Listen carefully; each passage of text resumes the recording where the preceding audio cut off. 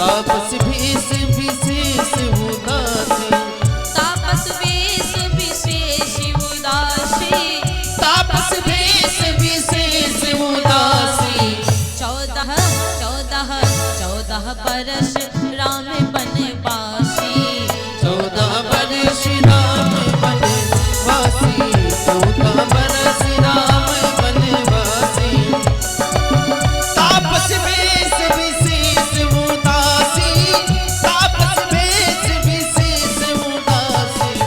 14 बरस राम बनवासी, 14 बरस राम बनवासी।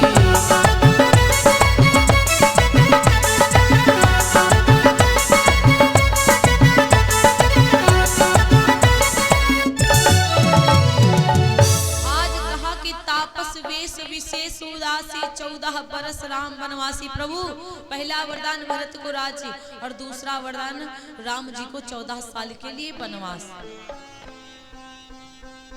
राम जी को 14 साल के लिए बनवास। दशरथ जी बेहोश होकर धरती पर गिरे। दशरथ जी ने कहा कैकेयी आपको जो मांगना है मांग लो, लेकिन राम को बनवास क्यों?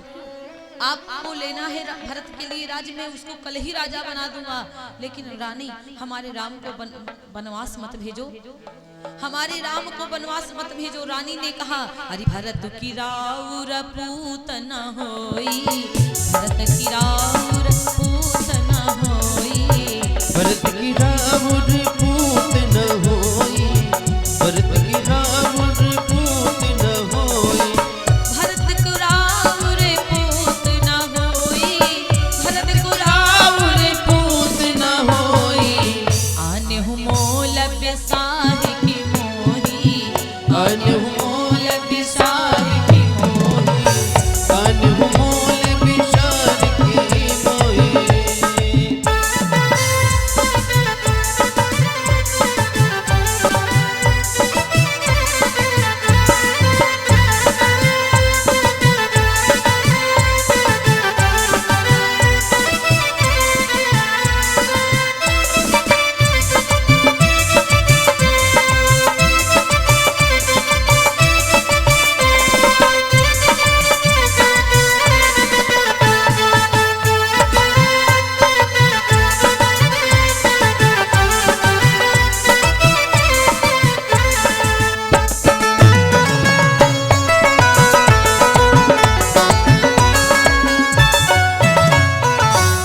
आज जैसे महाराज दशरथ जी ने कहा कि आप भरत जी को हमारे राम को बनवास ना भेजो और कुछ मांगना है मांग लो, तैसे कैकेयी ने कहा कि महाराज क्या मैं आपकी ब्याहता नहीं हूँ कि आपने मेरे साथ में विवाह नहीं किया, मुझे बाजार से खरीद लेके आए हो क्या? क्या भरत आपका पुत्र नहीं है? भरत के लिए शासन मांगा तो इतना दुख क्यों?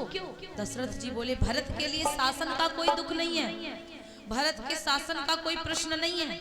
भरत को राज देने की तो तेरी इच्छा है तो कोई बात नहीं, मैं भी दे दूंगा राज, थोड़ी दिन बाद शासन दे दूंगा।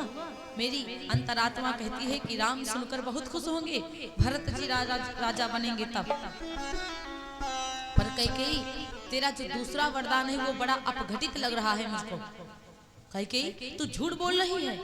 कैकेयी बोली नहीं महाराज यह हकीकत है, दे सको तो आज दोनों वरदान दे दो, वरना नहीं मैं नहीं मांगूंगी। कहने लगी तू झूठ बोलती है, तू मुझसे बहाना अपना रही है, तू मुझको परेशान करने के लिए राम को राजा बनवास। अरे तू सबसे ज्यादा प्यार करती है राम को, राम को तू सबसे ज्यादा प्यार करती है और तू कह रही है कि बनवास दे दूं। मुझे पता है कैकेयी कि तुम झूठ कहती हो। कैकेयी ने कहा मैं सच कहती हूँ स्वामी, मैं आपको झूठ नहीं बोल रही, मैं कसम से कहती हूँ कि राम को बनवास दे दो, 14 साल के लिए राम जी को बनवास भेज दो, मैं सच कहती हूँ। आज अब कैकेयी मैया की बात को सुनकर महाराज दशरथ जी को विश्वास हो गया। अब विश्वास हो गया महाराज दशरथ जी को, और आज महाराज दशरथ जी धरती पर गिर पड़े और कहने लगे कैकेयी और जो कुछ मांगना है मांग ले, लेकिन एक बार और सोच ले, मेरे राम को बनवास मत भेज, मेरे राम को बनवास मत भेज। लेकिन आज मेरे भैया जब नहीं मान रहे तो कैकेयी मैया से कहा तुमको कलंक लग जाएगा, तुम कलंकित हो जाओगी, कभी कोई अपनी बिटिया का नाम कैकेयी नहीं रखेगा, इसीलिए तुम ये सब गलत कह रही हो अपने पुत्र राम को, क्योंकि सबसे ज्यादा तुम प्रेम करती हो और तुम ही वनवास भेज दोगी तो तुम्हारे ऊपर लांछन लोग लगाएंगे, कलंक लगा देंगे। लेकिन कैकेयी मैया अपने दिल पर पत्थर रख के समझो ये वरदान मांगती। कैकेयी मैया की कोई गलती नहीं थी, क्योंकि कैकेयी मैया वचनबद्ध है राम जी से।